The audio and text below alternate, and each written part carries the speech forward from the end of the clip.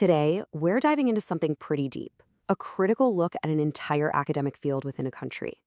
We're going to explore the work of the celebrated Filipino philosopher Emerita S. Quito, who way back in 1983 posed a really tough question. What is the real state of philosophy in the Philippines? Okay, let's get right into it. And wow, she started with this bomb show. With just one sentence, Quito wasn't just trying to be provocative, she was throwing down a gauntlet. Her argument was that on an academic level, philosophy had become more about teaching old, established systems than about creating any new, original thought. And that single statement, it frames everything we're going to unpack today. So how on earth did things get to this point?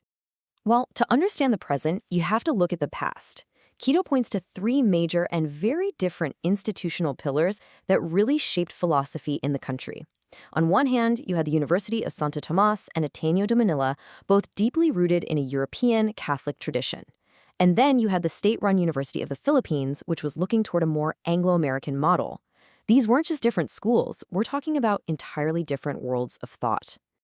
So at UST and Ateneo, this classical tradition was king for centuries. The whole curriculum was built around Thomism, that's the philosophy of Thomas Aquinas. The goal was incredibly ambitious, to create the universal man. But, and this is a big but, philosophy was also seen as the handmaid of theology.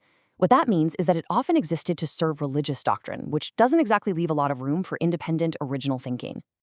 Now, the University of the Philippines, or UP, was a totally radical break from that. Its approach was secular, it was scientific, so instead of big, sweeping questions about the nature of being, the focus was all on logic and analyzing language, almost aiming for a kind of mathematical precision. Thinkers like Bertrand Russell were the rock stars. But this created a whole other issue, right? It was still an imported way of thinking, just swapping a European model for an Anglo-American one. It still wasn't distinctly Filipino. But, even with these strong traditions, philosophy's spot in the university was never really secure. After World War II, things really started to change. As you can see here on the timeline, new subjects, these quantifiable courses like economics, started taking over. And to make room, philosophy units got cut. Then things got even worse in 1972, under martial law, when the government forced new courses into the curriculum, pushing the humanities further and further into the margins. And all of this marginalization didn't just happen in a vacuum. It sparked a professional crisis. Quito points to this awful, vicious cycle. Low pay and no top-tier local programs led to a brain drain, where the sharpest minds just left the field for better jobs.